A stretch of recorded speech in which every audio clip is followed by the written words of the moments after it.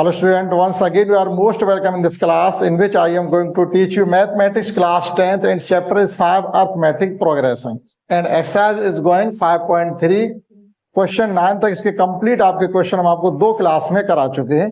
ज्यादा बड़े क्लास ना बना के आपको 20-25 मिनट का एक क्लास हम बना रहे हैं, इसलिए थोड़ी थोड़ी क्वेश्चन करवाते हैं। आज कराने वाले क्वेश्चन 10 से जो क्वेश्चन पीछे हो चुके उनकी लिंक भी आपके इस क्लास में मिल जाएगी, आप वहां से उनको देख सकते हैं। क्लास 10 का मैं देखिएगा जो क्वेश्चन हमको गिवन है उसमें आपको एन टर्म गिवन है, यानी किसी एपी का एन टर्म आपको गिवन है। अब उसमें आप n equal to 1 2 3 and so on put करके एपी को बना सकते हैं। वो ये कह रहे हैं जब आप n equal to 1 2 3 and so on put करो तो क्या एपी बनती है? बनती है तो ठीक, नहीं बनती है तो कोई बात नहीं, तो आप कह देंगे एपी नहीं बन रही है। लेकिन जब एपी बन रही है तो क्या उसकी पहचान होगी? कॉमन डिफरेंस हर जगह आपका सेम आ रहा होगा। ये कह रहे हैं so that a1 a2 an form an AP where an is defined as follow. आपको an टर्म गिवन है, जब आपकी एपी बन जाए तो आपसे फिर ये भी कहा जा रहा है also find the sum of first 15 term of given AP. बाद में आपको उनके 15 टर्म का सम भी फाइंड करना है। तो देखते समझते हैं, इसमें हमको an टर्म जब गिवन है तो n equal to 1 2 3 and so on put करेंगे तो आपको एक सीरीज मिलती चली जाएगी। फिर हम ये देखेंगे कॉमन डिफरेंस अगर हर जगह सेम है तो है एपी होगी। जैसे क्वेश्चन 10 का फर्स्ट है, we have given that an is equal to हमको given है 3 plus 4n, putting n is equal to 1 2 3 and so।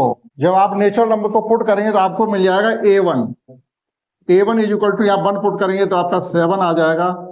इसी प्रकार से a2 is equal to यहाँ पर 2 पुट करेंगे तो 4 2 जा 8 plus 3 11 हो जाएगा। फिर इसी प्रकार से जब आप a3 फाइंड करेंगे इसका तो n is equal to 3 put करेंगे 3 4 या 12 प्लस 4 12 प्लस 3 15।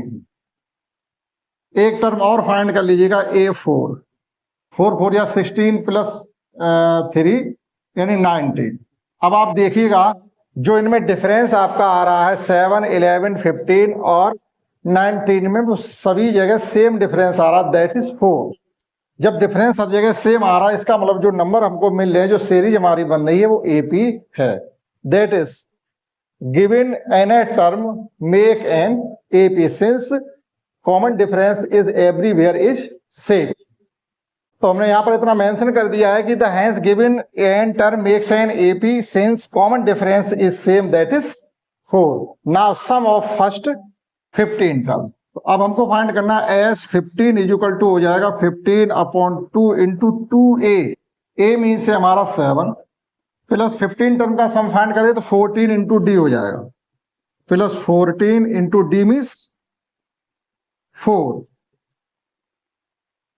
तो इसको सॉल्व करेंगे, यहां से देखिएगा 2 कॉमन लेके इससे काट दें तो ये बचेगा 15 प्लस यहां पर 7 और यहाँ 2 रह गया है 14 2 जा 28, दैट इज 15 इंटू 35। 15 में 35 का मल्टीप्लाई कर दीजिएगा तो 15 5 जा 75 5 कैरी 7 और 15 3 जा 45 कैरी 7 52।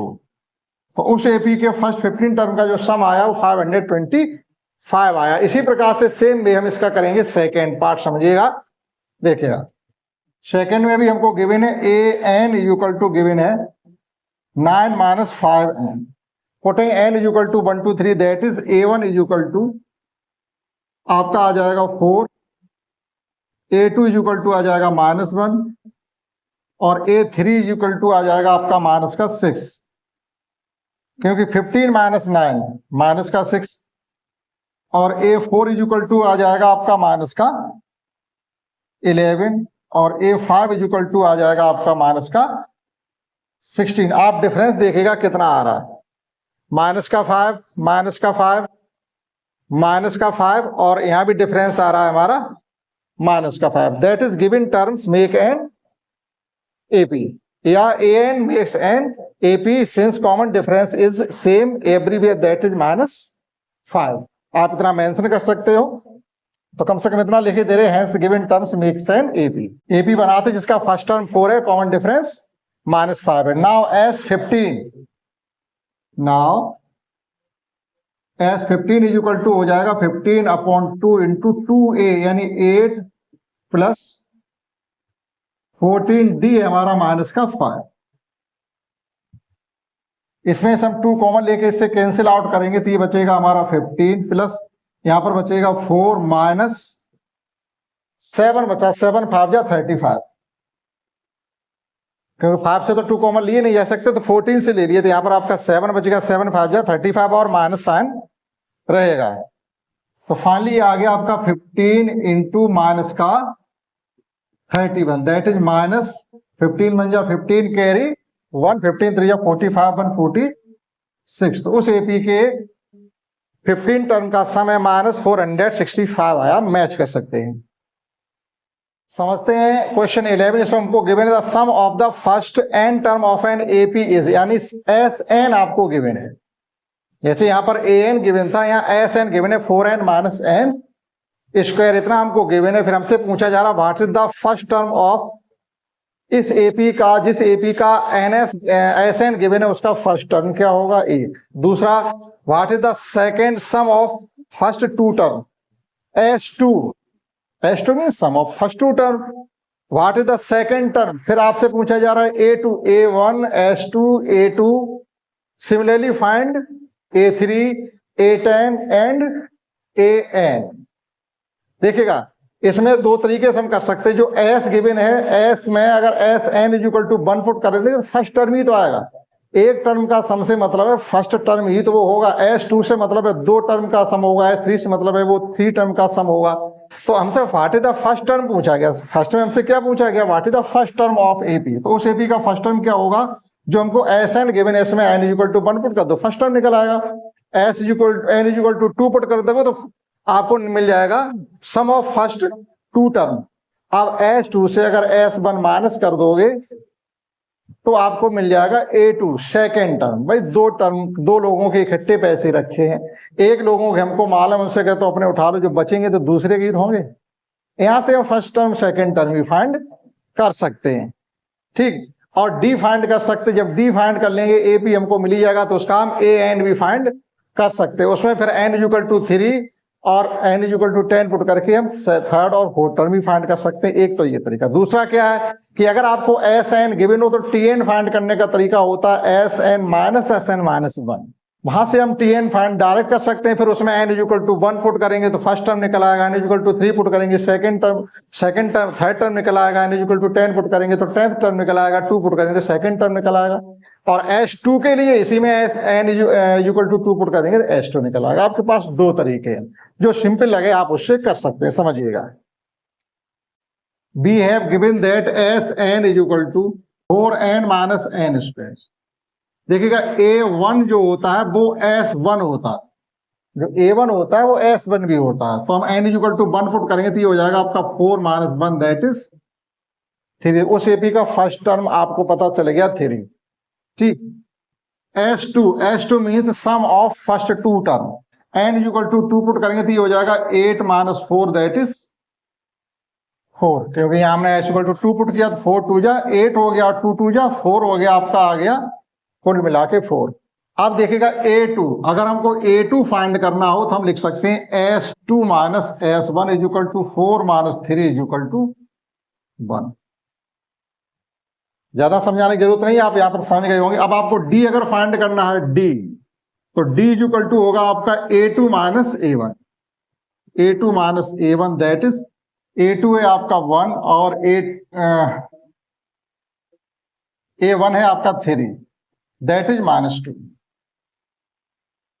पता चल गया आपको। हमसे जो पूछा गया वो सब रख दिया हमने निकाल के। हमसे एक ये पूछा गया था, ये रखा हुआ। सम ऑफ सेकंड टर्म पूछा गया, सम ऑफ फर्स्ट टू टर्म ये आ गया। सेकंड टर्म हमारा ये है, और कॉमन डिफरेंस हमने इसलिए फाइंड किया कि हमें आगे भी तो थर्ड टर्म है, 10th टर्म है और nth टर्म भी तो फाइंड करना है। नाउ A3 का मतलब हो जाएगा A plus 2D। A means है हमारा, A मतलब फर्स्ट टर्म है 3, 2D, D यानी माइनस का 4 दैट इज माइनस 1। फिर हमें फाइंड करवाया गया A10 मीन्स होगा A plus 9D, A means 3 plus 9D means हो जाएगा माइनस का 18 दैट इज माइनस का 15। फिर हमसे पूछा गया nth टर्म यानी Tn इज इक्वल टू हो जाएगा A plus n minus 1 into D। A means है हमारा 3 plus n minus 1 into D है माइनस 2। तो ये हो जाएगा आपका 3 माइनस 2 2n माइनस का 2n और प्लस का 2, दैट इज 5 माइनस 2n। ये आ गया उस एपी का nth टर्म। मैच कर लीजिएगा सभी मिल रहे हैं या नहीं। नेक्स्ट क्वेश्चन 12 से समझते हैं। हमसे कहा गया 12 में find the sum of first 40 positive integer of division by 6। यहां फर्स्ट लिखा हुआ है, first 40 positive integer divisible by 6। कहने मतलब ये है कि जो 6 की टेबल हम लिखते हैं, 6 की जो टेबल होती है उसके जो फर्स्ट 40 मल्टीपल होते हैं उनका हमको सम फाइंड करना है। तो 6 की टेबल हम जानते ही हैं, according to question 6, 12, 18, 24, 30 dot dot. ये कहा गया इसके स्टार्ट के 40 टर्म्स का हमको सम चाहिए। तो देखिएगा हमको सब चीजें गिवन है, जो आपका ए है वही आपका डी भी है, और n is equal to given है हमको 40। अब बचा क्या, सब चीजें मिलेगी। तो s 40 इज इक्वल टू, यहां हो जाएगा आपका 40 upon 2, 2a means 12 plus 39 into 6, ये बचा 20, और ये 12 प्लस 6 का 39 में मल्टीप्लाई कर देंगे। अगर 40 होते यहाँ पर तो 4 6 या 24, 240 हो जाते। तो एक कम है 6 टाइम, तो 240 से आप 6 कम करिए तो 234 हो जाएगा आपका, 234। 6 9 जा 54, कैरी 5 6 3 या 18, 5 23। एडिशन कर लीजिएगा 20 इंटू ये हो जाएगा आपका 46, 206। 234 में 12 का एडिशन करेंगे तो 46, मल्टीप्लाई कर दीजिएगा इसमें तो 0 तो आ जाएगा। 46 का जो ट्वाइस करेंगे वो 94 हो जाएगा, आपका हो जाएगा 92, यानी 492। 2 का मल्टीप्लाई करना, 2 2 से 6 2 जा 12, 4 2 जा 8 और 2 2 जा 4। आप आंसर मैच कर लीजिएगा। समझते हैं क्वेश्चन 13। नेक्स्ट 13 क्वेश्चन ये, find the sum of first 15 multiple of 8। यहाँ पर फर्स्ट 40 मल्टीपल ऑफ पॉजिटिव ही होते हैं। मल्टीपल से मतलब क्या होता है, नेगेटिव में नहीं आते, मल्टीपल पॉजिटिव ही होते। जो वहां कहा गया वो यहाँ कहा गया। इन्होंने यहाँ कह दिया इंटीजर डिविजिबल बाय 6, एक ही बात है। यहाँ कह दिया मल्टीपल ऑफ 8, तब भी हमें 8 की टेबल लिखनी पड़ेगी। जो यहाँ कहा गया वहां हमने 6 की टेबल लिखी। सेम क्वेश्चन है, यहाँ 8 हो जाएगा, जहां हमने यहाँ 6 किया वहां पर 8 हो जाएगा, जहां n इक्वल टू 40 किया वहां n इक्वल टू 15 हो जाएगा। देखिएगा question 13, we have given that 8 16 24 32 dot dot dot. हमको a इक्वल टू 8 गिवन है, d इक्वल टू भी 8 गिवन है, n इक्वल टू 15 गिवन है। हमें चाहिए s 15, फर्स्ट 15 टर्म का sum, that is s 15 is equal to हो जाएगा 15 अपॉन 2 इंटू 2a, यानी 2 इंटू 8 प्लस 14 इंटू 8, यानी 14d। 15 माइनस 1 14 हो जाएगा।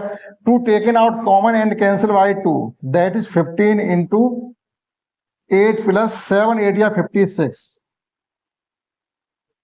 15 इंटू 64, मल्टीप्लाई बाई 15, 15 4 या 60, कैरी 6, 15 6 या 90 प्लस 6 90, 6 960। 14 क्वेश्चन है, find the sum of odd numbers between 0 and 50। 0 और 50 के बीच में कितने ऑड नंबर आते हैं उनका हमको चाहिए सम। कहने मतलब एपी आपकी बनेगी 1 3 5। 0 और 50 के बीच में चाहिए, ना कि 0 से, कि पहले 0 और 50 आपका ऑड नंबर भी नहीं होते। तो देखिएगा क्वेश्चन 14, तो हम इसकी पहले एपी बनाएंगे अकॉर्डिंग टू क्वेश्चन। जब आप एपी बनाना चाहोगे तो आगे 1 3 5 7 डॉट डॉट डॉट आप चले जाएंगे 49 तक। ये हमारी एपी है। लेकिन अभी हमको ये नहीं मालूम है कि एन कितने हैं, यानी टर्म्स, नंबर ऑफ टर्म्स। तो सबसे पहले हमको फाइंड करना पड़ेगा नंबर ऑफ टर्म्स, यानी टी एन से। टी एन हमको गिवन है, ए गिवन है, डी हमको मालूम है। देखेगा a n is equal to होगा आपका a plus n minus 1 into d, that is a n हमारा 49, ए है 1 और एन हमको फाइंड ही करना, डी है 3 माइनस 1 यानी 2। ये 1 इधर कम कर देंगे आके, तो ये हो जाएगा हमारा 48 is equal to 2 into n minus 1।